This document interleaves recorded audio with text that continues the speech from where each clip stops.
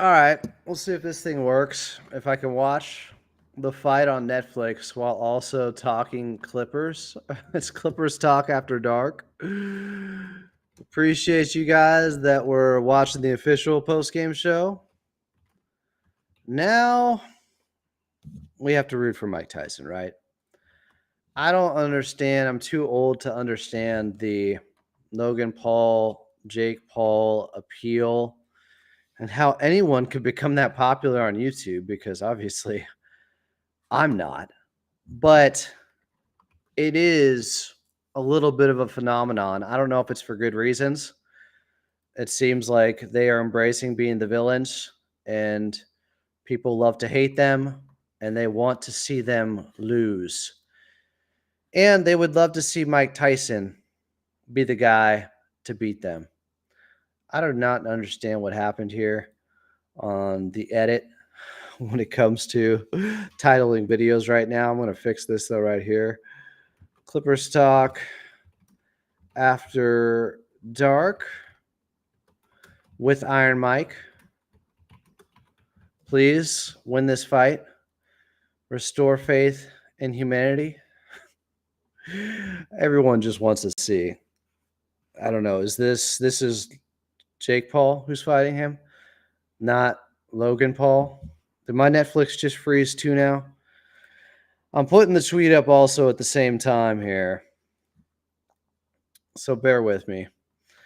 Clippers Talk After Dark. It's a little bit different of a show. Anything can go, including a fight on Netflix while Netflix is shutting down in real time because they weren't prepared to have enough bandwidth to make this work tonight. And I think mine is going dead. I'd love to know if anybody else's is too. Chat, if you're in here, let me know.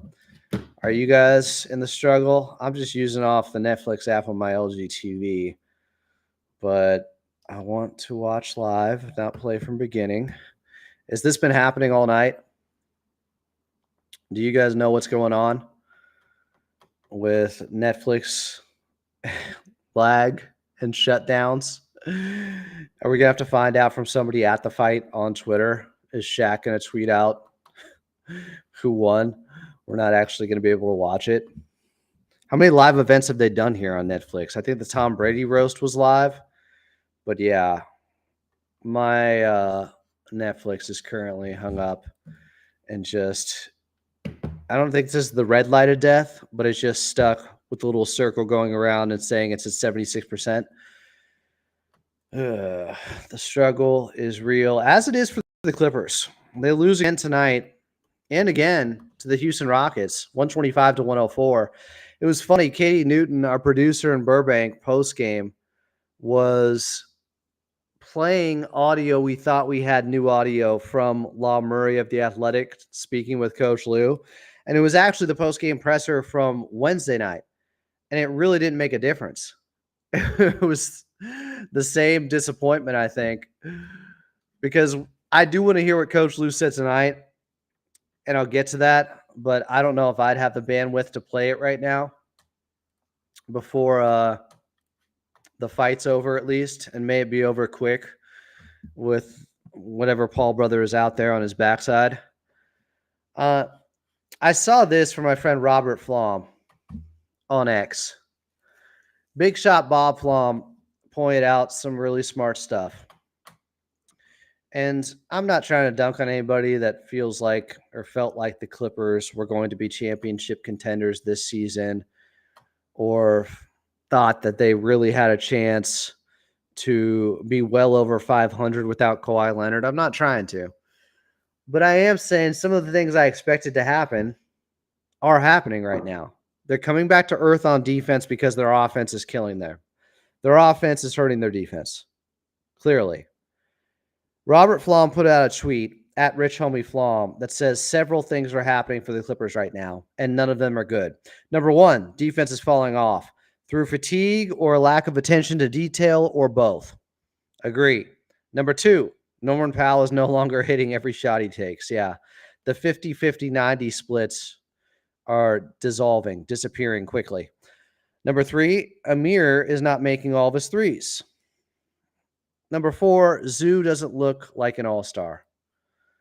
Zubac has not been good the last couple of games, and that's probably one of my biggest concerns because I just didn't like his temperament, his demeanor out there, his mannerisms.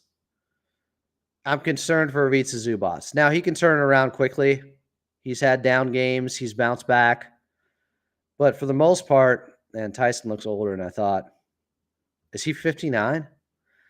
Is that the age for Mike Tyson now? I can't believe he's doing this. I know it took a while for them to even sanction this fight. If you want a prediction from me, unfortunately, I think Logan or Jake Paul, whoever this is going to win because they're just younger. And is it Jake Paul? Yeah, he has knockout power. I'm concerned for Mike. Now, when I saw him a couple of years ago fight Roy Jones Jr., I did feel like he looked better and younger than I thought. He looked way better than Roy Jones did, and Roy Jones is younger than him. So I don't know what type of shape he's in, but what can you be in at the age of 59 going up against someone who's under 30? Yeah, he's 27, Jake Paul. Okay, so it's Jake, not Logan. Are the Clippers on the ropes a little bit? Did Houston have them there? Will I make a bunch of lame boxing parallels and analogies? I hope not. But I just want to see Jake Paul get knocked down by the older guy. As you guys get older, you'll always be rooting for the older guys. That's like a thing to do in every sport. Like when I see Joe Flacco go out there and throw touchdowns, I'm like, yeah, older guys, I'm with it. I always root for the older guys. It's inspiring. I might have to run another marathon tomorrow, at least a half marathon. I think that's a goal I got. Jake Paul in the ring with Mike Tyson, but this Clippers team leaving Houston having lost both games. And again, we're going to hear from Coach Lou coming up here. Tyson does look serious. He also looks seriously old, but I don't think if he loses this fight, people are going to go with the he threw the fight. He didn't want to win. This was just a spectacle for Netflix. I think he's going to try. I do. He did just slap him, didn't he? Didn't that just happen at the weigh-in? Ross said Houston is athletic and the Clippers starters are not. These teams will be giving the Clippers trouble throughout the season.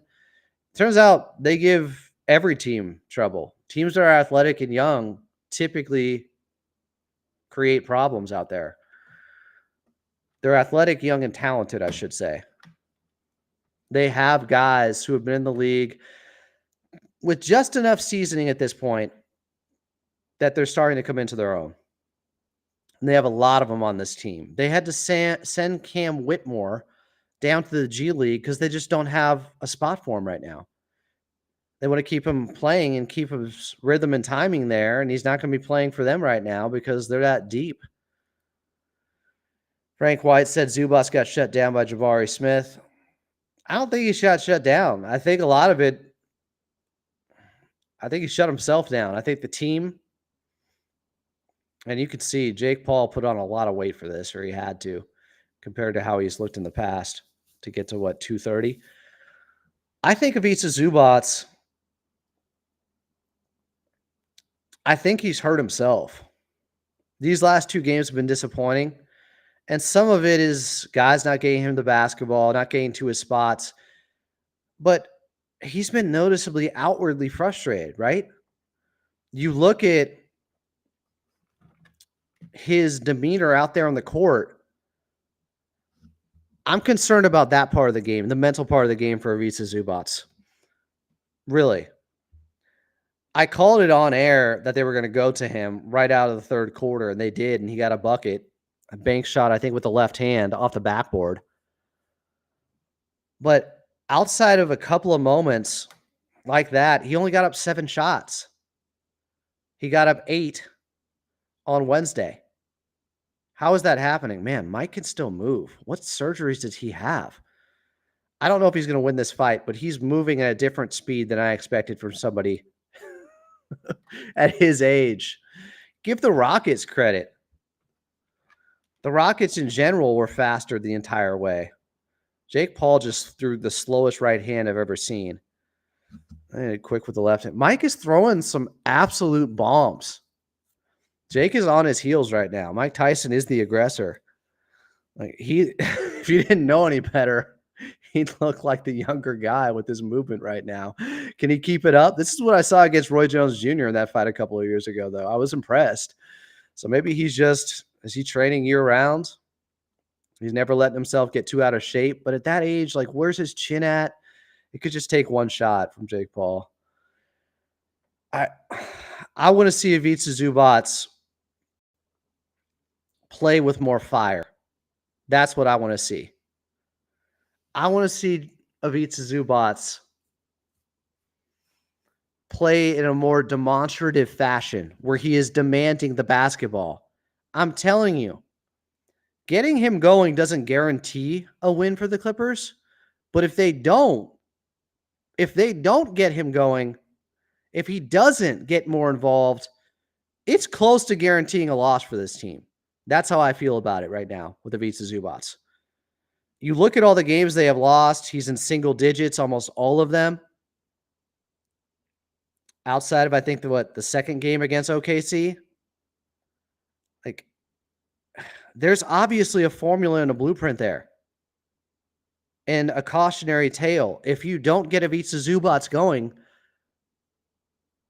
you have a really difficult time operating offensively. Something just has to change there. How long are these rounds, guys? That felt quick. They're already in their corners. I know it's only an 8-round fight, but how long are each round? Tyson won the first round, by the way. Just more movement, more activity. No doubt about that. I need more movement, more activity from Ivica Zubac. Harden was telling him to get to work at one point. He got the basketball. I think he was one-on-one with Jabari Smith, and he was taking far too much time to back him down. Ooh, Jake Paul did land one nice right-handed punch, unfortunately, but Mike, he took it. It was right above the left eye. So now maybe he knows he's in the fight. He could take that punch, that shot from him, and keep pushing forward. It's not how hard you can hit. It's how much you can get hit and keep moving forward. Please, Tyson. Please. I mean, I have the Mike Tyson punch-out background going on. I need this. And I need Ivica Zubac to play much better. I've been an advocate of his for years, a huge proponent of Ivica Zubac getting the basketball. In the last 2 games, he's let me down to some degree. He's just not performing to his capabilities. He's not. And a lot of it looks like bad body language out there. I don't know. Am I overanalyzing? I don't like judging body language, but what I said early in the season about Ivica Zubac, about how if he doesn't get it going early, sometimes it's hard for him to turn a game around and have a much better second half. He did it, though, against San Antonio and Wemby. And I was so proud of him in that game because things weren't going his way. He got blocked like 3 times by Victor Wembanyama. His shooting percentage wasn't great to start, but he just kept playing hard and played through it. And eventually it worked out in the Clippers' favor, down by as many as 26. Were they down this game? 24? Ross said, agreed. Zoo needs to be fed to punish teams inside. A cutter needs to come down the lane to keep the defense honest as they are sending 2 guys to Zoo to help. 2 guys to Zoo? Is that what you're saying? I don't know how you can't get him more involved and expect to win. It makes things so much tougher, especially if Norm struggles. You also see the result the last couple of games. Norman Powell hasn't been shooting 50, 50, 90 splits. We knew the shooting would careen at some point, and it happened against Houston, and they are one of the top defenses. How long are these rounds? The second round's over? We're already at round 3. This is an 8-round fight. Are they going to go the distance? Are these rounds a minute long? How long are these rounds? A minute and a half? I know he's 59 or whatever. He's pushing 60. I think it might be 58. Zubac was moving that slow earlier. I just didn't see the pop and the passion the last two games against Houston. And sometimes you don't get your big involved. That's what ends up happening. But I really don't want to see that happen to Ivica Zubac. He talked about having to be more consistent this season, and he had been. But now, as I try to pull up the numbers, I'm trying to see if as round 3 is starting. I don't know who won that second round. It might have been Tyson again. Oh, big right hand from Logan Paul. Tyson looked like he was rattled at first, but he just keeps pushing forward. I'm trying to see if the statistics are updated on NBA.com right now. They are definitely throwing some bombs right now. So I guess with these minute 50 rounds, 2-minute rounds. These are 2-minute rounds. They must be. The onus is on them to knock the other guy out with there's only an 8-round fight here. I know that's what Netflix is looking for. So I'm trying to get the updated stats here to see where the Clippers are at and see where Ivica Zubac is at, points and rebounding wise, his average now, as well as Norman Powell. I don't like this. Jake Paul is starting to push Tyson around a little bit. Tyson, please end this fool. Maybe he's not. Maybe he's turning into a legit boxer. I don't know. I thought it was a sideshow thing, but he keeps beating guys. And I don't want to see him beat Iron Mike here. I don't need that. Nobody wants to see that. We're all hoping he loses. That is the intrigue here, right? But he's starting to land a lot more shots here in this third round. And Tyson seems to be slowing down quickly. Please no. I can't take it. He beat my guy Nate Diaz from Stockton. I hated seeing that. It's the freaking Mayweather effect. You just tune in to hope to see this guy lose, but he's not even supposed to be here. He's not a boxer, but he's turning into one. So as I pull up the Clippers, hopefully updated stats here on NBA.com, I just know there's a huge dip after the last couple of games from Norman Powell and Ivica Zubac. They haven't performed up to expectations. And yeah, I do have the updated stats. So Norman Powell's still averaging 24 per game. I mean, I guess it hasn't dropped that much. He's still at 49% from the field and 48% from the outside. Ivica Zubac is now at 15 and 12. I said the baseline's 15 and 10 this season. The very bottom of what Ivica Zubac needs to average is 15 and 10. But the last couple of games, yeah, there have been some warning signs. There have been some disturbing trends from the way Ivica Zubac has looked. Be the aggressor out there. You're too good. You're too talented. You're too skilled. I'm not surprised that the Clippers lost both these games. I'm not surprised that they're 6 and 7. I have no idea what some people were thinking coming into this season, being like, we can be a contender without Kawhi Leonard, or we can have a winning record without Kawhi Leonard. I felt like was a huge challenge and an unlikely scenario for the Clippers. To me, it was be a game over or a game under 500. Just hang around 500. If there are a couple games under 500 when Kawhi came back, I would sign up for that today. 6 and 7 after 13 games. I'm not surprised by that at all. Houston is good. I'm certainly not surprised losing the games to them. I thought they'd be good. I know it's very consequential, these losses, because the OKC pick swap, and that is a bummer, as Brian Seaman said on the show yesterday. We talked about the Big Lebowski, and then he started talking like the Big Lebowski. He says, it's a bummer, man. It's a bummer. Because if Houston starts getting away from the Clippers in the standings, what does that do to the Clippers' mindset this season and the way they go about playing young guys. Because if all of a sudden it looks like the chances of you holding on to your first round pick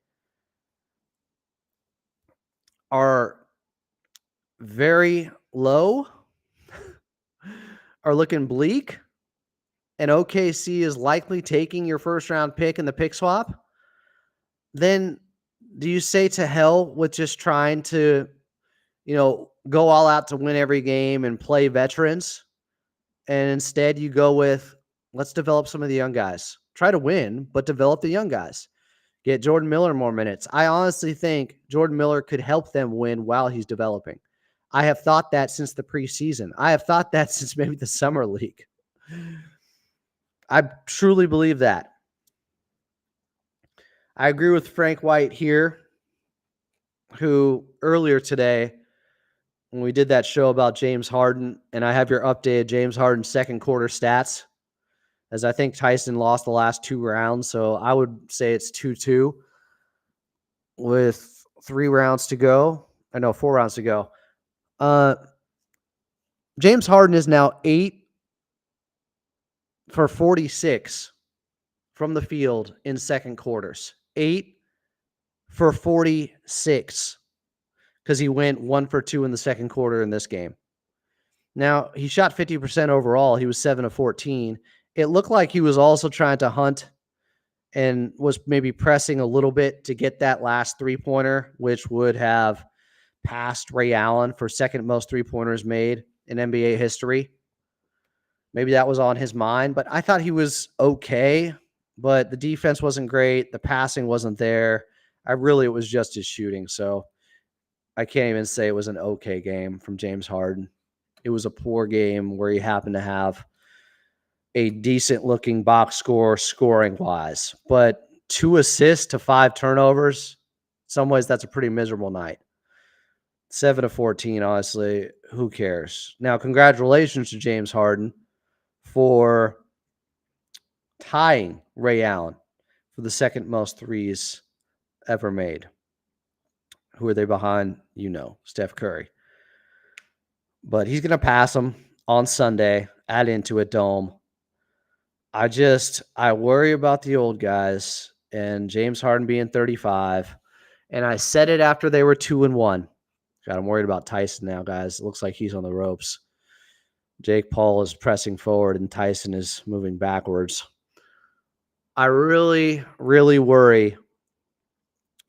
And I was concerned after they were 2-1, like, guys, James Harden's playing far too many minutes. This is not going to work. This is not sustainable. There's no way that he's going to be able to hold up all season long. At that time, I want to say through the first 3 games, he was averaging like 37 minutes. It's down, but not being able to play him more obviously hurts your offense. And this Clippers team, last couple of games, 103 points, 104 points. They're really struggling. And the defense is what's being affected most by their lack of offense, which is exactly what I thought would happen. This is why when people saying, oh, we can be a top defense, we can be a top 3 defense or top 5 defense without Kawhi, I never bought into that. I said it best, they could finish the season top 8. I'm assuming Kawhi's playing games for that still to happen. But the defensive rating is going down or getting higher, which is not what you want. And I'll give it to you here. The defensive rating for this Clippers team is starting to rise as the Clippers are now, when you look at defensive rating and offensive rating, I'll update you here and make sure these are updated 13 games in when the Clippers were 6-7. The defensive rating is now 9th. It was 7th heading into this game. Offensive rating also just dropped. It was 17th heading into this game. Now it's 21st. This is not good. And I'm telling you, it is because of their offense that is hurting their defense. It's easy early in the season to give it your all. You have fresher legs and go all out, no matter if you're making or missing shots. I'm telling you, it can be demoralizing for this team. Oh, Jake Paul's doing this tongue wag thing. to Tyson. So now there's 3 rounds remaining. I think Jake Paul's up 3-2. It is demoralizing. And the deeper you go into those offensive funks where they had it down to a 1-point game in the second quarter to where then it was up to a 19-point game 5 minutes later. Houston was up. Same thing third quarter. It was a 12-point game, and then 3 minutes later it was a 21-point game because they just can't score on offense and they're missing all these shots. And they went 10 of 40 from 3, and Houston's making all their threes all of a sudden, which is just a cruel law of averages thing happening to the Clippers. But the more those shots, or the more of those shots that are missed, the more it weighs on you defensively with that desperation of having to get a stop because you know you can't score on the other end. Like, the dam will break at some point, and I'm afraid it's starting to happen for the Clippers the last few games defensively. I'm not saying they're not giving effort. I'm not saying they aren't trying. I am saying it is something where if you don't hit shots, eventually it gets to your defense. And as the season goes along, you're only going to have more tired legs. And then your mind's going to get tired because you're going to feel like you can't score on the other end. And it's going to hurt you. And it's going to hurt one of their strengths, which is defense. And it's going to hurt the rebounding at some point too. Yeah, they were better in that area. They also missed so many shots, so they had more offensive rebounds.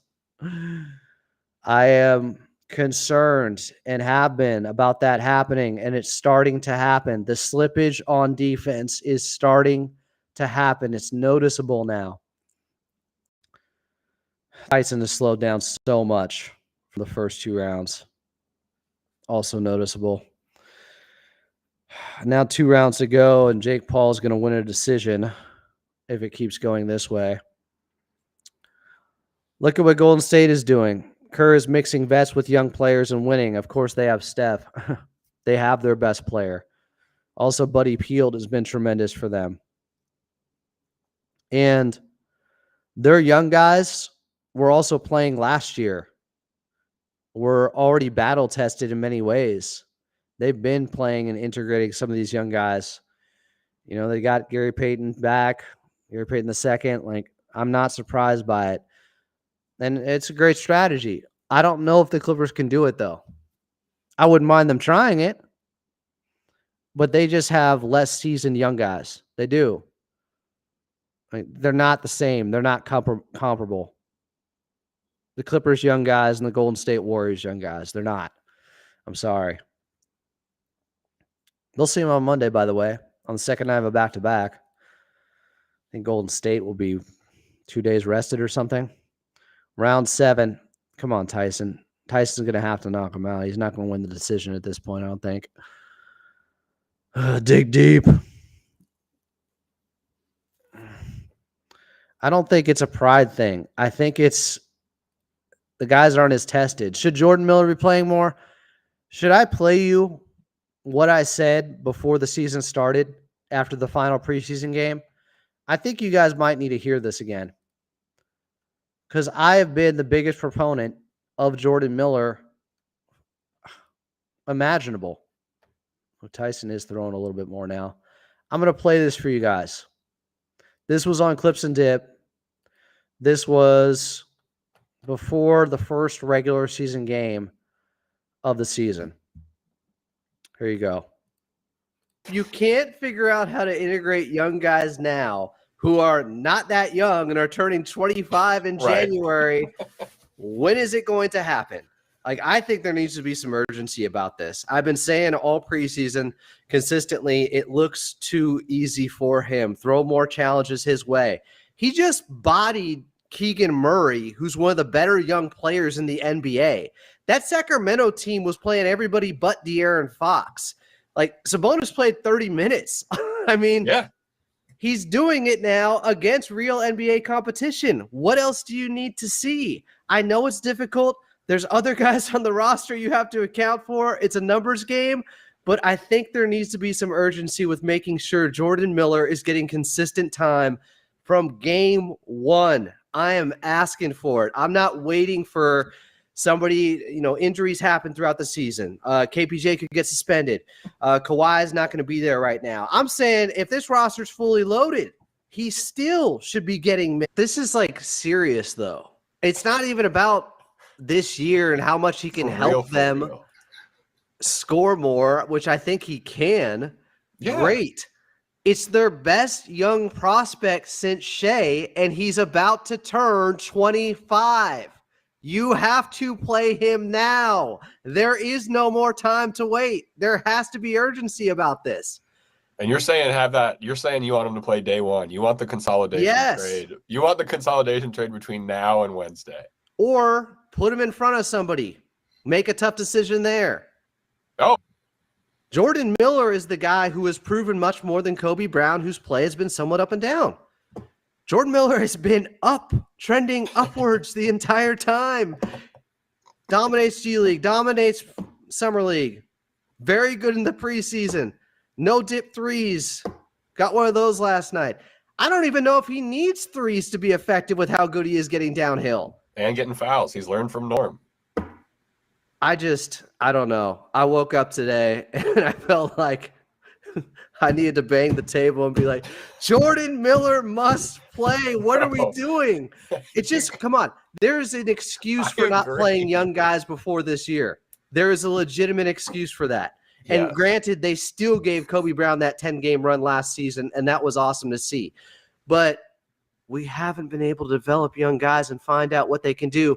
If Brandon Boston turned out to be something this season, would anyone here be that shocked? Like totally shocked? No, totally shocked. It would probably be, he never got, real time with the Clippers. He got a few minutes here and there. That's what we would all say. The reasoning would make sense, yeah. That can't happen anymore. Not on a team that doesn't look like they're winning at all this year. Maybe it is their year, but it doesn't look like they're a true contender at the moment with Kawhi still out. So that was me back on October 19th. So if anybody wants to come at me talking about Jordan Miller, and hey, Adam, I've been saying Jordan Miller should be playing. I've been saying it too. Trust me. But it's not that easy. It's not. It's like being 59 and fighting Jake Paul. Tyson's just getting tagged now. If he doesn't get knocked out here in the last 30 seconds, he's going to lose the decision. What an awful night. Clippers lose. Lakers win. Tyson's going to lose to Jake Paul. Makes me sad. The good news? I don't know. I think there is a better chance we're going to see Jordan Miller a lot on Sunday and Monday in a back-to-back after his performances in Houston. He was good in both games. All right, Jake Paul bows at the end and shows his respect to Tyson. And the fight's over. Jake Paul's going to win the decision unless there's a true robbery because he won the last 5 rounds at least. So now we can get back to exclusively talk Clippers basketball. The sideshow's over. And I'm glad Tyson survived it. And he didn't look terrible, but obviously he was outmatched, like the Clippers in this game. Boxing's a young man's game. Basketball's a young man's game. The Clippers, they looked like the older team in so many different ways, even with some of their younger guys, though. I need more from Ivica Zubac, period. And I'm frustrated right now because he's better in this. I want to hear from Coach Lou post-game because I think he may have gone after the team a little bit, rightfully so, for maybe their effort. The last couple of games, for the first time, I would say that you could question their effort and at least just being outworked by the Houston Rockets. And that's, you don't want that, see that turning into a trend here. That's something that you do have to worry about because that's where the Clippers have been good. That's what their advantage is, outworking teams, playing harder than the opposition. They lose that, they're in deep trouble. So I want to play you Coach Lue here post game after the Clippers lose by 21 in Houston to the Rockets. Starting the bunkers now look like it just disrupted the offense a little bit. Like, what did you see there? And, like, how do you feel like what changed between the start of tonight and Wednesday? Yeah, it did disrupt what we try to do offensively. They had a good game plan. We came in prepared for it, but when it got hard, we just kind of, lost our way, and so we knew there's going to be, denying us the basketball, being physical, not let us get easy catches, and, trying to keep the ball out of James' hand, deny him the ball with Brooks. And they did a good job of it. So we didn't own our space, offensively, getting to our spots, catching the ball we wanted to catch it, and they made it hard for us. What allowed the Jabari to go off? I mean, was it just a matter of making shots, or do you feel, you mentioned things got hard, it looked like the team didn't come through? He made some shots. I got to go back and watch it, but, when you have a lot of attention on Jalen, a lot of attention on Freddie, Sengun, so, he's going to get shots. He made shots tonight. I got to see how many we got back out and contested, but he's a good player too. When you have three dynamic players, that's what happens. You focus in on three guys and other guys get going. Brooks made a few threes, Jabari made a few threes, and so they played some good games. And so just offensively, us just not getting frustrated when things are not going our way, not getting frustrated when we're not getting shots, and just playing the game all the way through. And so I didn't think we did that tonight. Defensively, y'all given up. Y'all gave 125 tonight. Monday night was a tough night for y'all. Where do you feel like the team needs to do defensively to get back on track to how y'all started the year? I mean, it's going to be some tough games. You're not going to hold all your opponents down the way we've been doing. Teams are going to explode. This team has been shooting 28% from three when we came into this game, and the last game they made. They shot 40-some%. Tonight again, they shot 43%. And so if you make 19 threes, you're not going to hold a lot of teams to a favorable number. So our game plan was to pack the paint. Make sure we rebound the basketball, and they hadn't been shooting the ball well. But tonight and last game they did. So hats off to them. What did you see from Jordan, Kobe, Bones that makes you think that they can get a chance earlier in games? Yeah, I think just their pace. I think Jordan's ability to get to the free throw line and attack the basket. Bones' pace and speed, his shooting ability, and then Kobe just at the backup five. I like he can switch 1 through 5. He can make shots, crash the glass, and so we just got to continue to keep just taking a look at that. Mo, and I apologize for not asking this pregame, but Mo played last night, had a double-double, and I just want to know if you got a chance to see him play, any takeaways that you I didn't had? get a chance to see it yet, no. Any feedback that you got from the people who were there? Said he moved good, he moved well. Said he felt good after the game, and that's all I know right now. So I'll probably give him more of an update once we get on the plane tonight. Only question I got left is because this was. Don't say only question. I'm asking for the other. Yeah, no. I would jump in if it's. Yeah. Okay. I was just with James tying Ray Allen for second most three-pointers of all time. Could you just talk to his career and his skill as a three-point shooter?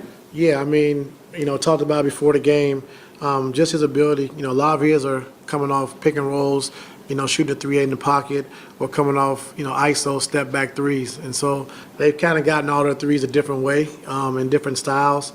But James has always been a dynamic scorer. So once he got here and had his own team and figured out the style he wanted to play with D'Antoni, he just took off. And 3-point shooting is a big lethal weapon of his.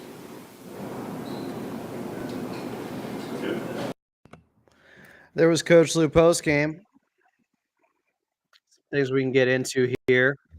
Yes, congratulations to James Harden. I think he'll be passing Ray Allen for being second all time in 3-point scoring. 3-pointers made in the league. It is impressive, especially because a lot of his self-created step back threes, as Coach Lue was pointing out there. I don't like this comment from Adrian, so that's definitely a timeout and possibly a block. I don't blame Coach Lou for being frustrated and for the way things are going right now. I don't. It's not that easy to just completely go away from the same guys who got you to being 6-4, and then a few games later, you're just going to start benching everybody and playing young guys. You really think that's reasonable? How many of you people in the chat were flying high when the Clippers were 6-4 and saying, "Oh, we're way better than people thought"? And I said, I think they're overachieving right now. And all these people in the comment section, a couple shows back, maybe after the Raptors game, were like, "We're not overachieving. They just doubted us. We know who we are. This is what we're supposed to be doing." I'm like, I think it's overachieving. They were playing above their heads. What Norman Powell was doing was overachieving. Some of what Ivica Zubac was doing. Some of it I still think is sustainable if he has the right mindset. But the defense was going to have some slippage. The rebounding will have some slippage at some point. I believe that. They just don't have the personnel. And while they can get better in certain areas and James Harden can definitely play better, I don't think he's going to be light years different than what he's been throughout the first 13 games until Kawhi Leonard comes back. I think Kawhi, cures a lot of what ails him. But we don't know when he's coming back. We don't know if he's practicing this month. So right now, this is what they got to work with. I like the move, putting Chris Dunn in the starting lineup. I think it's smart. I don't think that's any reason why they've lost the last 2 games at all. Some people were trying to say that afterwards. Oh, it's disrupted the starting lineup. The starting lineup wasn't good. It disrupted rotations. That's not the issue. I don't think that's been the issue the last 2 games. The issue is what we've been talking about, the three-point shooting from the Houston Rockets that Coach Lou also brought up and how good they were after being and shooting it so poorly. The last 7 games heading into this series against the Clippers, they were at 28% from 3. And then they shoot, well over. I want to see what Houston ended up shooting the last 2 games now because it's something ridiculous, especially on the volume that they're at the last 2 games. Last 2 games, Houston is averaging 42 threes and making 17 of them, while shooting a blistering hot, where are they at? 41% from 3, while shooting 42 attempts per game. Good luck. Good luck beating a team with that defense, a top 3 defense, a top 3 rebounding team that then starts shooting 41% from 3 on 42 attempts. If you told me that coming into the series, I'd be like, yeah, the Clippers probably lost those games. I knew it could be a problem with them waking up from the outside because they have guys that are better shooters than they were shooting. Of course, the Clippers run into the team that gets hot from 3, right? Clippers luck. But they had been so hot themselves the prior 5 games before heading to Houston. That wasn't sustainable either. And now they've cooled off from 3. They were okay game 1. They were really bad, 10 of 40 in this game from 3. Norm is a 6 man. Kawhi ain't in. Kawhi ain't back. How can you bring Norm off the bench right now? I don't think that's going to help their offense. Turnovers were, yes, again, an issue in this game. They had 10 in the first half. They ended up at, I want to say 15. Yeah. But it led to 20 points. Again, Houston made the most of their turnovers. Fast break points. Houston had 23 fast break points on the Clippers tonight. And again, they beat them in points in the paint. Coming into this series, the Clippers were the better team when it came to paint points and scoring. But Houston was the best team with stopping the opposition from scoring in the paint. Something had to give. It was the Clippers. Their paint scoring went down. Houston held them down, And in fact, they outscored them in both games in points in the paint. Their defense is that legit. The strength of their defense was stopping you with paint scoring, and they did it in both games against the Clippers. And I think some of it is just on Ivica Zubac not being assertive enough. And something Coach Lou said that I thought was most telling about this game was that he said it's about just playing the game all the way through, and we didn't do that tonight. They gave in and got frustrated when things were not going their way, he said. They had the game plan. They knew what Houston was going to do and how physical they were going to be and denying James Harden the ball.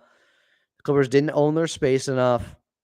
He gave Houston credit, but they knew what they were going to do, and the Clippers got frustrated. I mean, Norman Powell out there trying to get these rip-through moves, and I know one of them should have been a continuation call. He got screwed on it. Oh, well, you're down 10. You got to move on. He kept trying to draw fouls, play through it. That wasn't going to win you the games tonight. You're not always going to get those calls on the road. This wasn't the game in OKC where I thought they just got a really bad whistle.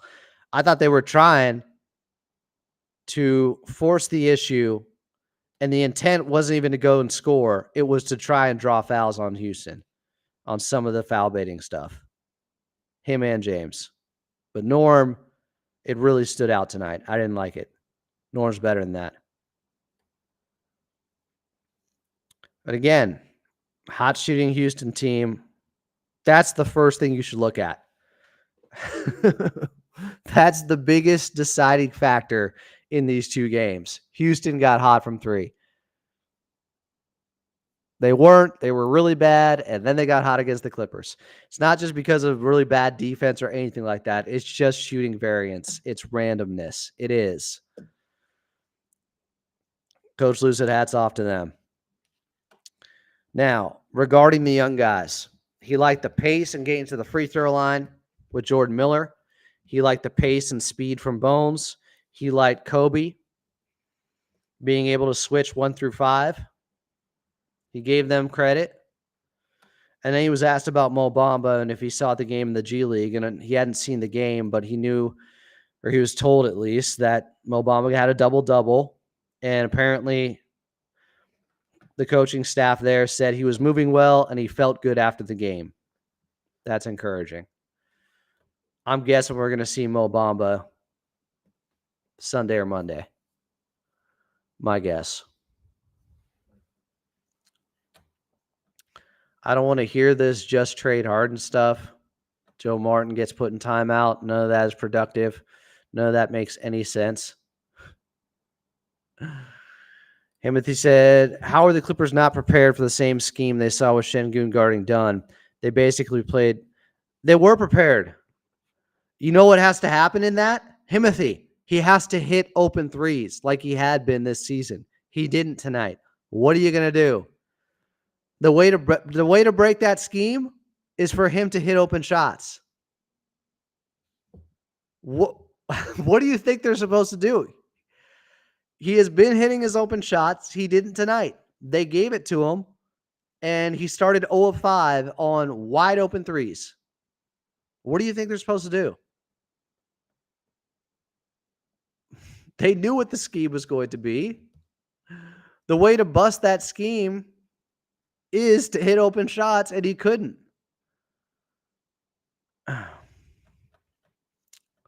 The Rockets are the better team right now, clearly. They were the better team on paper heading in. I knew it was going to be tough. I was hoping for a split. Didn't happen.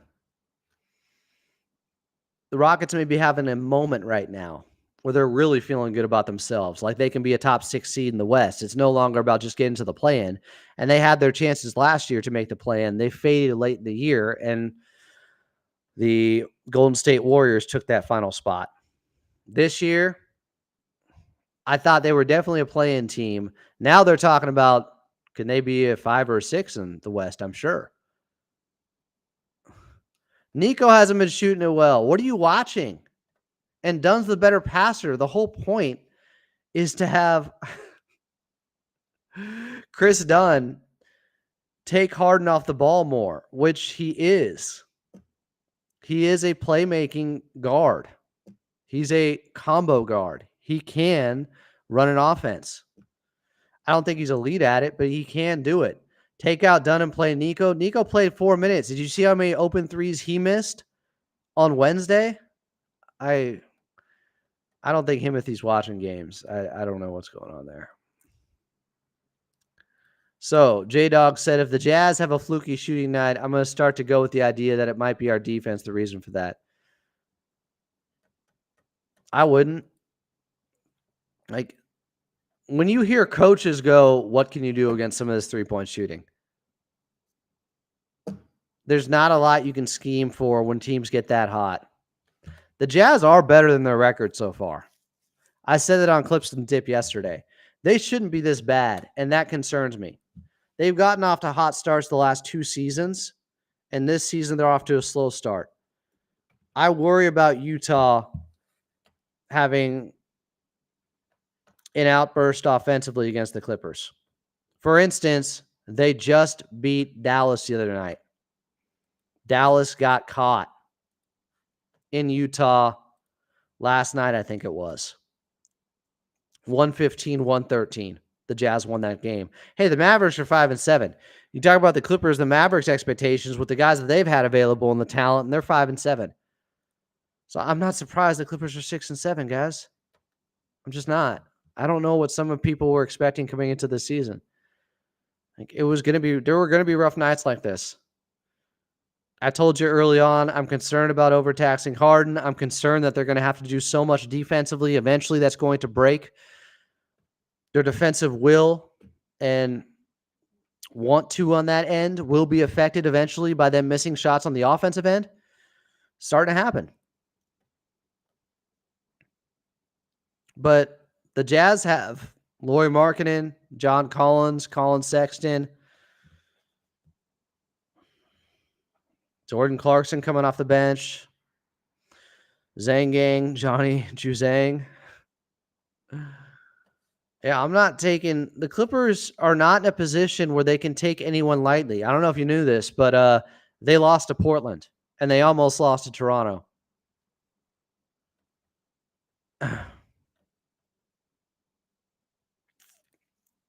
How were Ty Lue's rotations not good last game when they were single digits in the fourth quarter?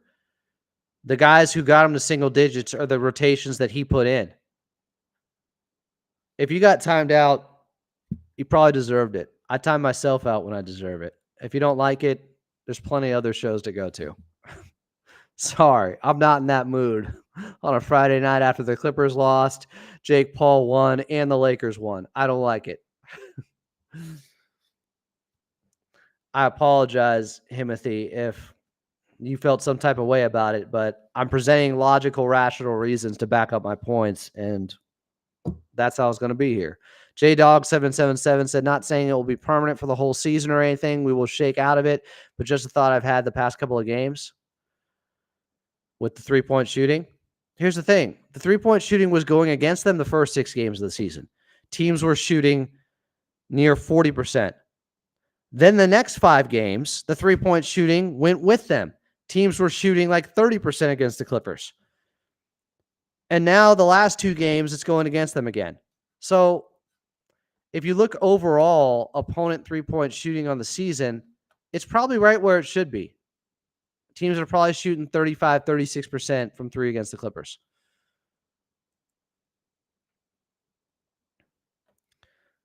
If you don't like being put in timeout, then don't say stuff that's either inaccurate or you're just belaboring some point.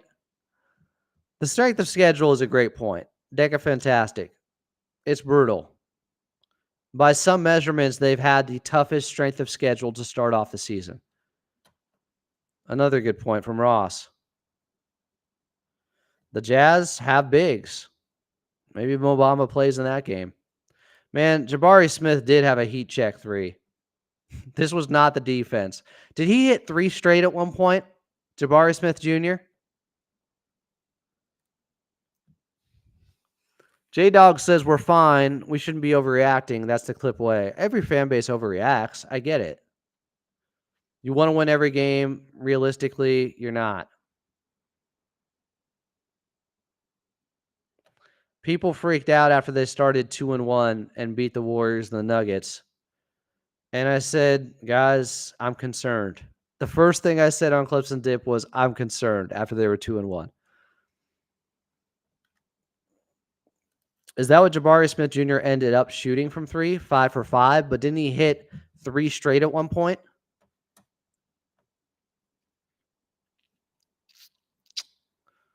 Let me see. No, he was 5 of 8. Did he start 5 of 5 from 3? I mean, he had 28 and 11. He had a great game. He's very talented.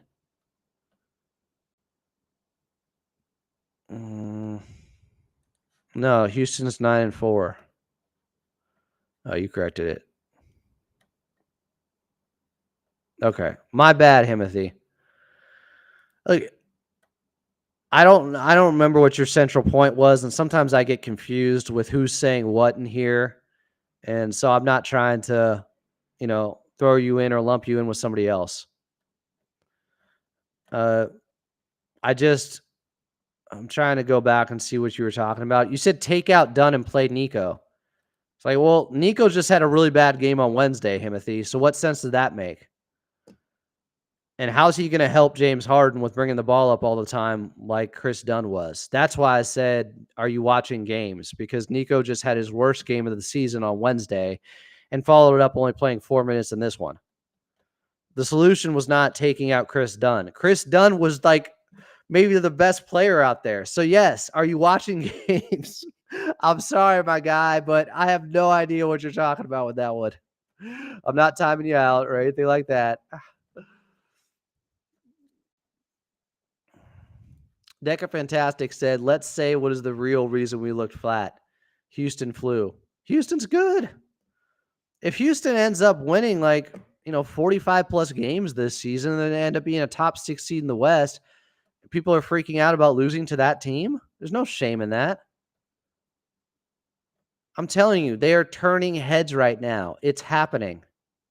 Unfortunately, it's happening against the Clippers because they are a legit top defense, a legit top rebounding team. And if they hit threes, then you're probably screwed.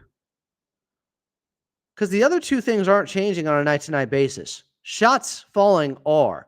And if they're hitting those shots against you, you're probably going to lose.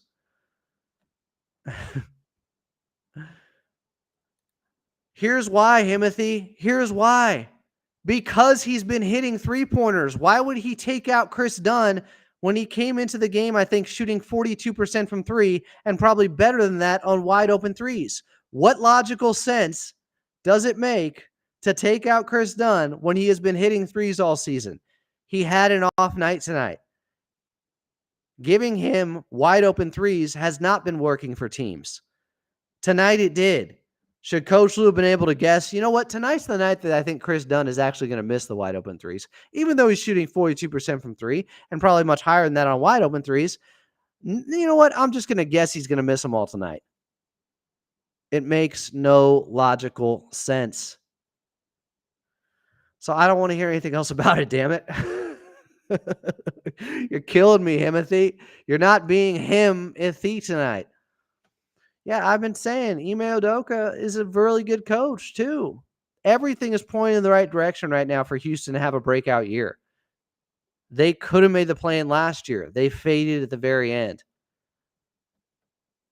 Here's a question. Absent said, what will the record be over the next 4 games? Utah, Golden State, Orlando, and Sac. Hopefully 2-2.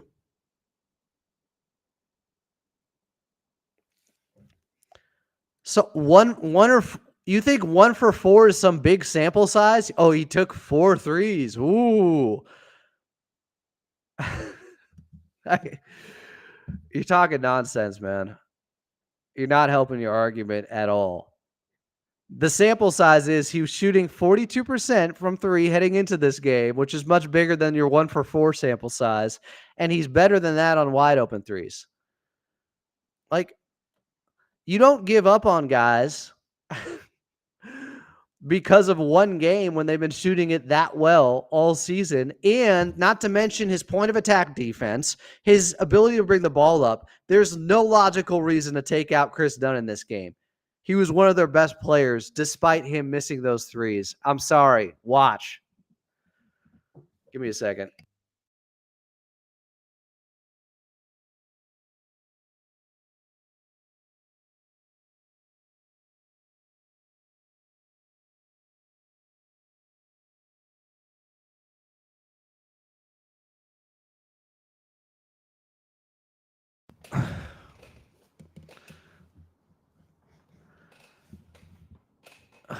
Timothy's on a timeout. I just can't take their rational, illogical stuff here. I can't take it. Coach Lue can't predict that he's going to start 0 of 5 on wide open threes. There's no evidence for him to predict that. Like, go listen to somebody else if you don't like it. Like, go listen to somebody else who wants to agree with you and always use hindsight instead of what is good process out there. If you don't like it, Timothy. I'm not in the mood, man. Tyson lost. Lakers won and Clippers lost. Feel free. Make your own channel where you can just act like, hey, well, it didn't work, so that means it was the wrong decision. Another game, Chris Dunn might go 5 of 7 from 3 if you leave him that wide open. It's nonsense to say that the scheme worked because a guy who was hitting threes happened to miss threes tonight. That's called shot variance and Houston getting lucky. That's not on Coach Lue. Besides the fact that I brought up multiple times the other things Chris Dunn does for this team, which you just keep ignoring. So if somebody's going to ignore a bunch of my points and then keep saying the same thing over and over when I've already countered it 5 different ways, it's just frustrating, man. I ain't got time for it. Go on another channel. Please, there's plenty of people in here who are enjoying what I'm saying. If you're not, then go somewhere else. It's that simple. Mike Tyson once said, this is timely, if you don't like it, change your station. I ain't going to miss him. Like, I'm not in the mood, guys. I'm not. Feel free to second guess playing Chris Dunn, who probably was a top 3 Clipper in this game at worst tonight. If you want to criticize that, then go somewhere else. If you think they had some sharpshooter to bring in, if you think Nico Batum's that guy, what's Batum shooting on the season from 3? Nico Batum would have broken that defense. He's shooting 30%. What sense does it make to put him in over Chris Dunn? Yeah, I did have to do it in Mikey's voice. Like, Chris Dunn was legitimately one of the best players on the floor for the Clippers tonight and serves a huge purpose of getting Harden off the ball more and not having to tax him as much. Like, if you think he's just out there for 3-point shooting when they leave him wide open, no, that's not the only case I'm making. Yes, he has been making them consistently this season and went 0 of 5 to start the game on wide open 3-pointers. That's called good process. If they're going to leave a team open, or Chris Dunn open, I should say, if a team leaves him open, you feel good about him taking those shots because he was shooting 42% heading into this game. You can't help some people. It's just brutal. Jeremy said he was taking them. We can't bash Terrence for not taking shots, then get upset when someone else does and misses. Adam, when are you going to praise Ivica Zubac when he's good? You only come in here when he's bad. I literally have been criticizing him for 15 minutes on the show. I feel like I'm the one back for more punishment here, Ray, with some of the comments we're getting tonight. I don't know what I was hoping for. logic, rationale. I forgot the Clippers lost. We're not getting a lot of that. I shouldn't say that. Plenty of you guys are. Yeah, those are all the right shots to take. Leaving Chris Dunn wide open from 3. That is the right shot to take. The Rockets got by doing it tonight. Good for them. Over the span of a 100-shot sample size, which is how you judge those things, Chris Dunn is typically going to make teams pay for doing that. He couldn't tonight. Whoop did he do? So that means you should change everything? That's not how it works. Do you understand good process versus just judging everything in hindsight off of results? He was shooting well from the outside. He didn't tonight. Coach Lue could not have anticipated that. And they still need him for defense, for playmaking. He's not out there to be a sniper anyways, so he helps you in other ways. I agree. Big Zoo needs to be way more aggressive. They also need to get him the ball way more. Now people are coming in here. Max Vegas says misery loves company. I love you all, even Himothy. I'm not here for it tonight. I'm taking no prisoners. Tyson loses to freaking Jake Paul. The Lakers win and the Clippers lose. There used to be this guy in Diablo back in the day. If you played online, that game Diablo, I think it's, at 3 or 4 now. I don't know what the new version of it is, but it was pretty groundbreaking at the time. And there was this guy that used to kick everybody's ass down in the dungeon area, speaking of Chris Dunn. And his name in Diablo, and everybody feared this guy. He was some sorcerer dude, and if you saw him, you were dead. You were done. You were going to die in the game Diablo. And his name, it was the most badass name that we had ever heard as kids. His name was Triangular Death. The name for this guy in Diablo was Triangular Death. That's what I'm feeling tonight. Triangular Death with the 3 bad things happening. The Clippers losing, the Lakers winning, and Mike Tyson losing. It's just a bad night. So I apologize if I got a quick trigger when it comes to timeouts or ridiculous illogical things and people who aren't listening to half my argument. I'm not in the mood. Himothy said, don't blame me on Mike fight. Am I taking it out on Himothy? Maybe a little bit. But hey, fair warning. I'm telling you, I'm irritable. What do you want from me? Derrick Jones Jr. also had a miserable shooting night. Did you guys see what Derrick Jones Jr. did? How could you say Chris Dunn was bad tonight when he had 13 points on 6 of 13 shooting still? He had that strip, steal, and score. He played with effort and heart. Like he was a top 3 Clipper in this game, probably. Derrick Jones Jr. went 0 of 7. He really struggled. He had his worst game. You want to take out Chris Dunn?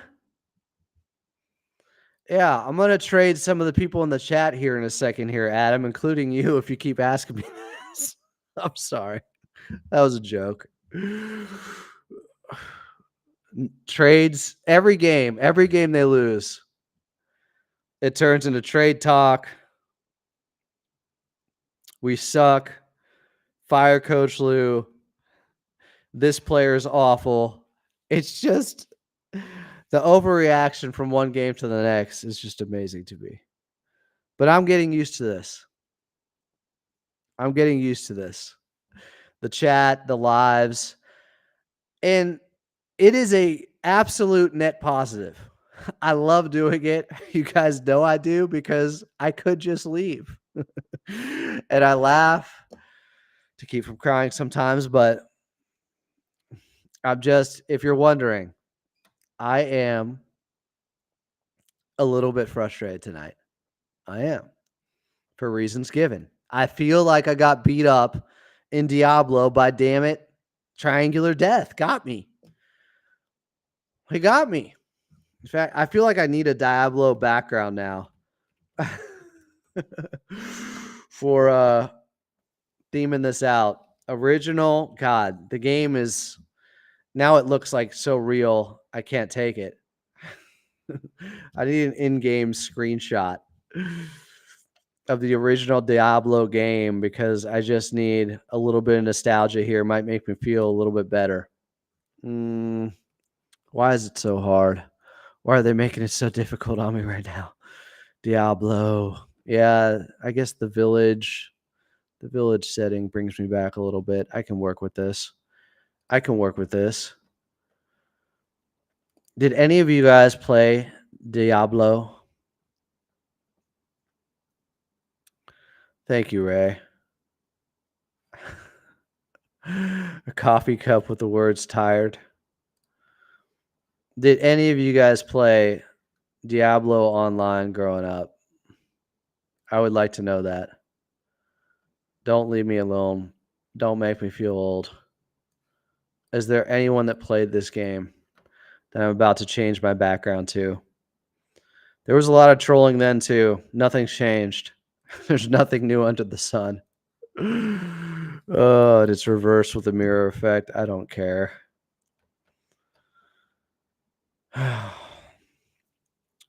Timothy is saying the only reason I'm not feeling so bad about the Clippers because I had low expectations for them, but also the Sixers are 2-10. It could be way worse.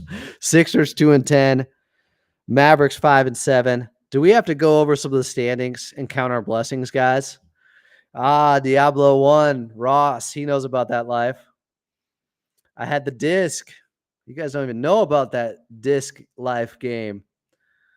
Ray said I never gamed on a PC until adulthood. I didn't even make it to Diablo 2. By then, I was like, I don't know, I was over it. I know it was good. Maybe Triangular Death killed my Diablo boner. Because it was fun until you ran into that guy. Took you out every time. What was it called when you went down? Was it the dungeon? Original Diablo? Was that the dungeon when you went down there? Okay, this is a screenshot that looks more familiar to me. The fight setting when you're down in the dungeon. Yeah, I like this. I like this right here. I'm going to have to change up my background a little bit. Is this a massive multiplayer online thing? Is that what it's called? MMO? Is that what Diablo was considered? What was the other thing? The Fantasy Quest one? Before there was, of course, World of Warcraft, and that took over everything. What was the thing Kurt Schilling lost a bunch of money on? You guys know what I'm talking about? Quest something. I want to say that was it. Help me. A lot of Diablo casuals in here. You see, this looks familiar. This background, I like it. EverQuest all day. MKXLNT said. He also called people some Diablo casuals in here. I think people still play the original. What was the system you went into to go online? Battle something? Like you first go there, you could talk to people, and then you'd go into the different servers. I don't know. I'm getting a little bit off track. I'm probably going to order some pizza and just really abuse my body because I've eaten enough today. It's that type of night. I need comfort food. I'll run 13 miles tomorrow. Whatever. I'll put it to good use. Big RR64 is getting us back on track. We better beat the Jazz on Sunday or I'm going to lose it. Yeah, man. I won't even be here. I'll just be playing Diablo. Looking for a Triangular Death to finish me off if they lose to the Jazz. JP said, question for you all. Who is the next ball handler after Harden? It's KPJ or Dunn. JP looks familiar. JP, do I know you? Timmy Sam said KPJ. I mean, Bones is in there, but he just doesn't get much run. So I think KPJ has higher upside than Dunn, but Dunn is a more sure ball handler than KPJ at this point. 3 Trey Day said, I blame it on Kawhi Leonard. He wanted Paul George. Let's be real. The claw damaged on this team 100. I'm not hearing this stupid S as a timeout. I told you, I'm not in the mood. I am not in the mood as for especially stuff like that. I brought up Bones, but he's not getting much runs. So realistically, is he? And he has his own flaws. Bones is not a true point guard. Like, because of his size, he is. But his passing numbers, like, he looks to score. He is an off-the-bounce stretch three-point guy. He looks to score often before he looks to get other guys involved. I would say that those aren't the traits of a true point guard.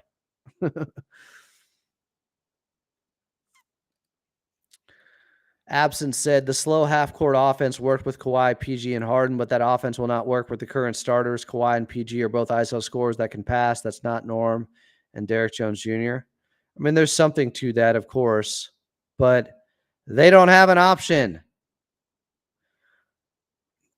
They're going to build around an offense that's not geared towards their best player in Kawhi. I know he's not available at the moment. We are hoping for the best. Was there any post-game sound I missed? A true ball handler, not a true point guard. Yeah, there is a difference there, JP. Sure, he has the best handle. He also is using it to, and KPJ might take a run at him there, but Bones doesn't lose the basketball as much right now. Maybe that's just rust with Kevin Porter Jr. I don't know. Sure. Best handle, but he's not looking to just get others involved. Clippers Cave said, do you think there's any consistent solution to the offensive struggles, or will we just have to ride the wave of hot shooting to some extent? The best solution I can see is play Jordan Miller. That's what I think. That's what I think, Adam. Play Jordan Miller. Until he proves that he's not good enough at this level, I'm going to keep playing him. He has passed every test. Every single time he gets an opportunity, he performs. So until then, I'm going to keep giving him run. That's my perspective on it. That's my philosophy. If a guy isn't failing out there and Jordan Miller hasn't, then I'm going to keep giving him run. And then when he does, if there's still more positive than negative, I'm going to keep giving him run. Is he a net plus out there? I think so. When has he looked lost? When does he look like the moment's too big for him? Or he can't play in the big leagues? Tell me when that has happened. He hasn't gotten a 10-game run yet like Kobe Brown did last season, where it definitely was moving too fast for him, although he got a little bit better as it went along. When has Jordan let us down so far? He hasn't really gotten a chance to, but even when he gets in late, they aren't serious basketball minutes, although the last 2 games were different in that way, and he performed. He's not terrible on defense at all. The flaw in his game was supposed to be three-point shooting, but this summer he was good. In the preseason, he was good from 3.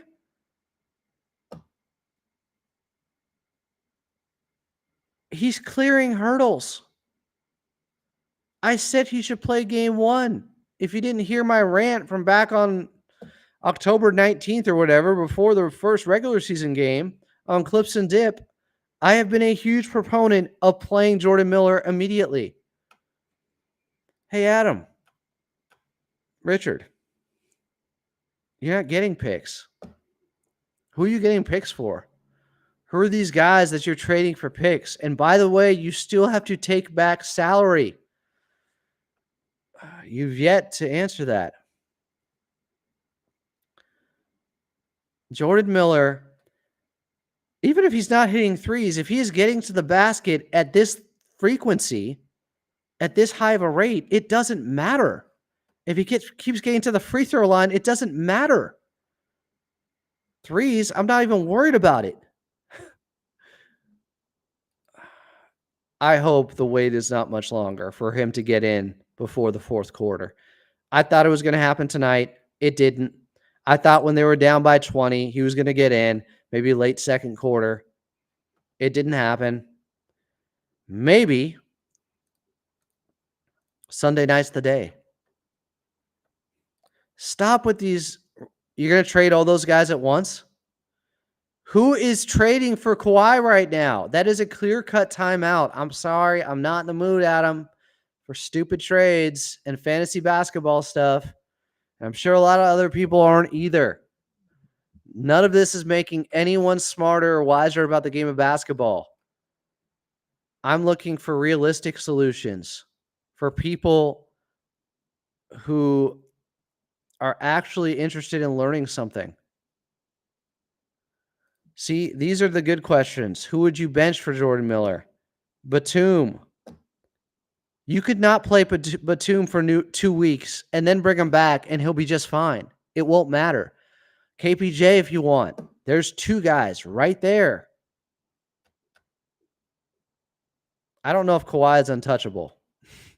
I just don't know if you can get anything for him currently because he has $150 million left on his deal and he hasn't proven he can stay healthy. And for those who want to trade for more veteran guys, well, more guys that are standing in front of the young guys that you want to play, you can't have it all. I agree with JP. We need Miller time. He has a good handle. I don't know if it's point guard good. I have my doubts about that. But it's good. I just I need it. I need Jordan Miller out there at some point in a first half. I think it's coming Sunday or Monday. I will predict it's coming Sunday or Monday. He will play in a first half. We already had this brought up earlier, Himothy. They don't have young guys that are as proven as the young guys with the Golden State Warriors. It's apples and oranges. Ross said, I would sit Harden down in the first to give him more rest and bring in KPJ and Jordan Miller at the same time. You mean not play him the entire first quarter? James Harden, play him like the first 6 minutes? Yeah, there's a problem.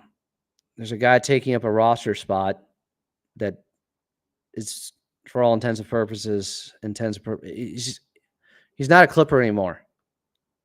PJ Tucker is he's not a real Clipper. He doesn't want to be. JP said, do you think we will see him more next game? I just answered that. Miller gets to the line. He had 10 free throws in 10 minutes.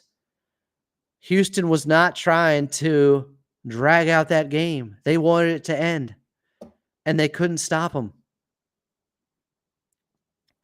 They can still trade Terrence Mann on that contract. I'm telling you guys, that is a very tradable contract. It absolutely is. If they want to. He wasn't great tonight. I thought he was awesome on Wednesday. I thought he got back to looking like Terrence Mann. I'm not giving up on T-Man.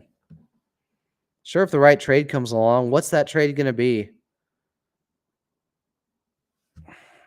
I'm tired of the fantasy basketball tonight.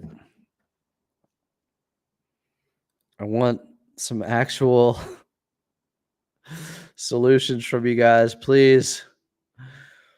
Some thoughtful feedback, questions, and solutions. Clippers Cave said, who do you think has a higher ceiling for elevating this team if they are playing the best you envision they can? KPJ or Jordan Miller?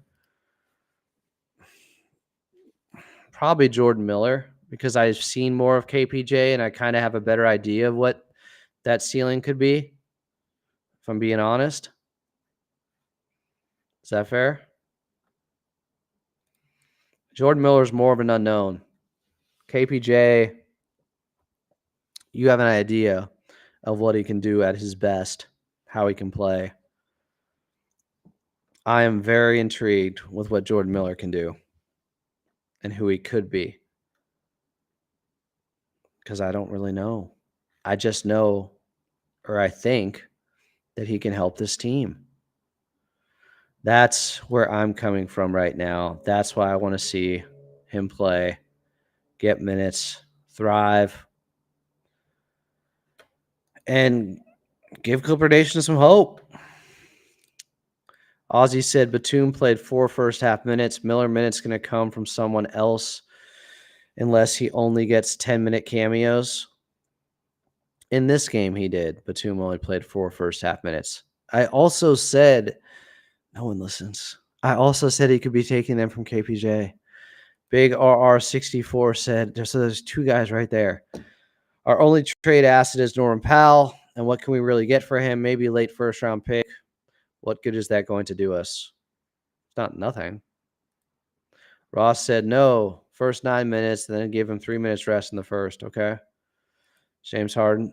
JP said we looked broken as a team today. I wouldn't go that far, but there were some things that were concerning, I suppose.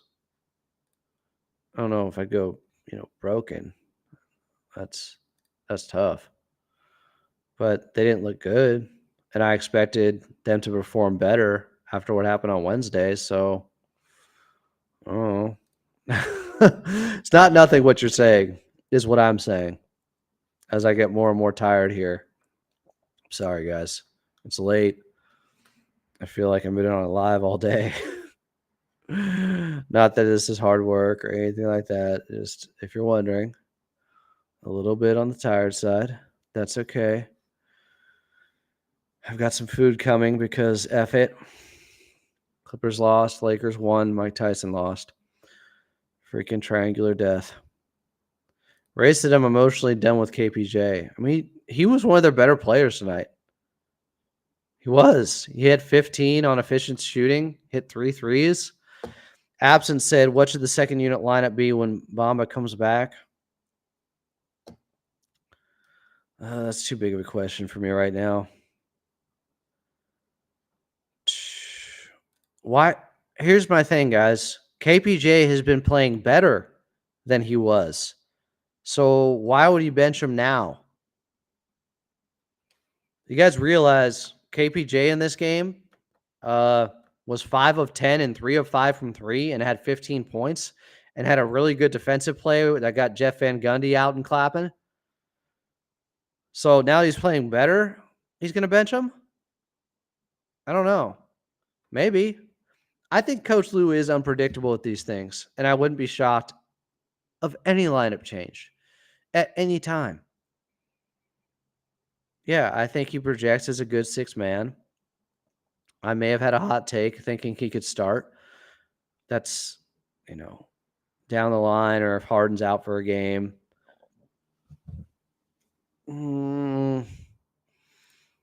Clippers Cave said, I feel like as fans, even we just need more excitement and energy. If we play Miller, I feel like we will all get behind this team a little bit more.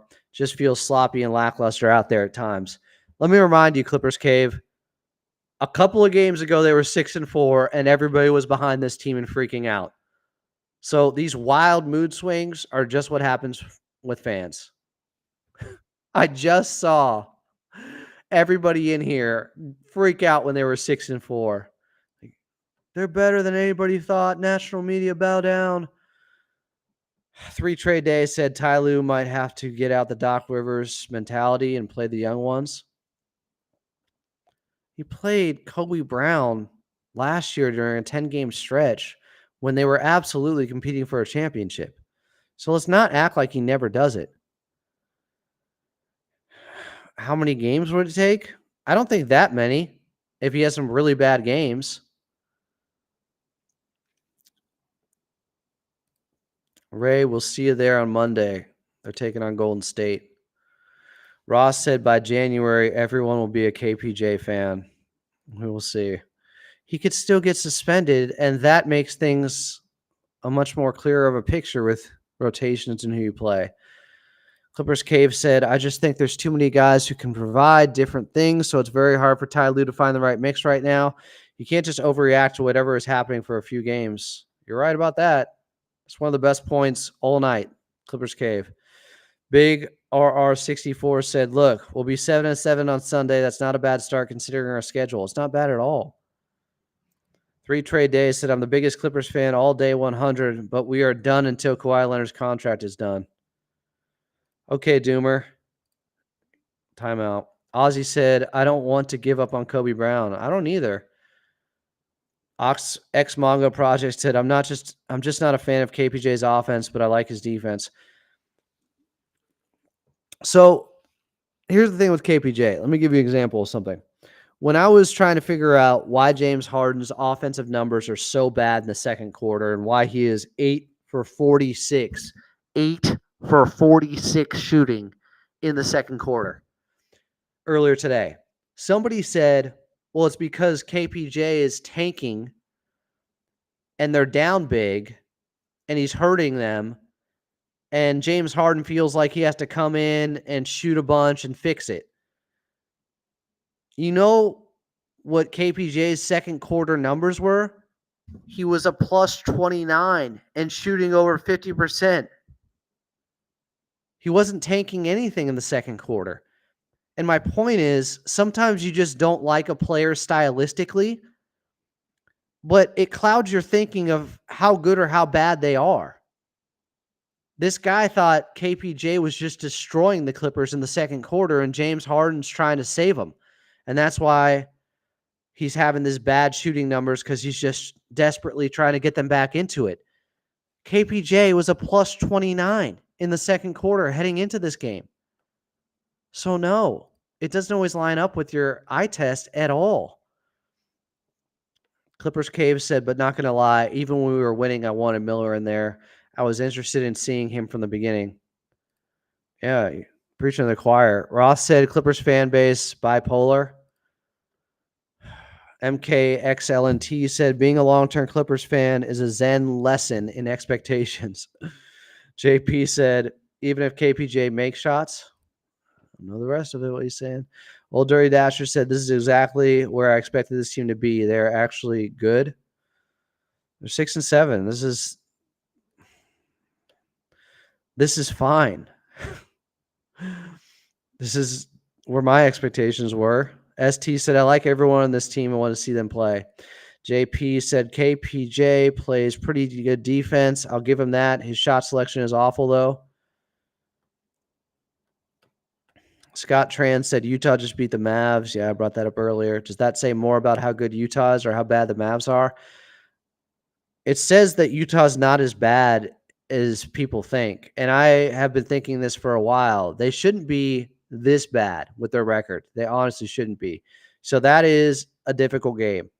Himothy said, it is random, or it is rhythm, because Harden almost rests for 6 minutes. Guys, that's not unusual. That's not it. I do not think that accounts for him going 8 of 46 in second quarters so far. Do you know how many starters play the majority of first quarters and then don't play the first half of second quarters? That is standard protocol in this league. That happens all the time. That does not account for him being 8 of 46 in second quarters at all. Absent said the team's identity was defense in the first 10 games, but perhaps that identity wasn't sustainable. Well, them being top 3 wasn't. I told everyone that. It's going to dip. Oh, yeah, Luka gave up that bad defensive play, Ray. Ozzy said Mavs were also missing Kyrie and PJ Washington. That's of note. Clippers Cave said, Clippers Cave writes such long messages. My guy. Brevity is the soul of wit. Clippers Cave said, I just think there are certain teams like this Rockets team that we don't match up well with. No one's going to match up well with the Rockets, guys. They're good. So they're not some easy team to play against. They are tenacious on defense and play hard. Couldn't out-hustle them. Just made us look bad for 2 games. There's something to what you're saying, Clippers Cave. I get that. But the reason teams don't match up good against Houston is because Houston's good now. I don't think this is a fluke. I thought coming into the season, they'd be a play-in team for sure. They're playing a little bit better than that, but they have a ton of talent. They have a good coach. They have guys coming into their own. It makes sense. Nothing that's happening seems out of the ordinary or crazy with Houston. 3-point shooting was definitely better than the stats were heading into this series with the Clippers, and so they progressed to the mean. And they have 2 games against the Clippers where they shoot way better from 3 because they were due. It happens. Triangular death happens. Maybe that's what I'll call this episode. Clippers lose, Lakers win, Mike Tyson loses. I hate it. All right. Appreciate y'all. I'm going to peace out and try to unwind. I do love y'all, even Timothy. If you got a timeout, that's not a big deal, man. It's like 5 minutes. Who cares? I time myself out sometimes. Like, if you're that sensitive, then yeah, this ain't the channel for you at all. Just, it's all fun and games. Oh. First world problems. The Clippers lost. I am still extremely high on them this season in terms of intrigue and things to look forward to. And I think Jordan Miller is about to get some more minutes coming up very, very soon. So that's a good thing, right? Right? Something to look forward to. I know what's going to happen. They win a couple games. You guys will be in here freaking out. Adam told you they're way better than you thought. This give and take, ebb and flow is going to be happening all season. I just know that anything around 500 without Kawhi Leonard is a win. That's success. So I don't know what you all thought. JP said, love you, Adam. Don't be too hard on yourself. I'm not. I'm just tired. Love you too, JP. ST said, thanks, A-Dog. Rock said, missed the whole pod.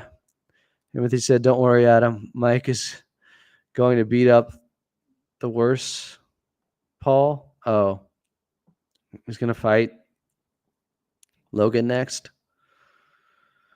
All right. Be good. Clippers Cave. LOL. I write long messages because I don't just want to say a statement without explaining my reasoning. That's fair. That's fair. Can't have it both ways, Adam. Can't ask people to have smart and thoughtful messages and then not expect them to be a little bit longer. So shame on me. 10-second timeout.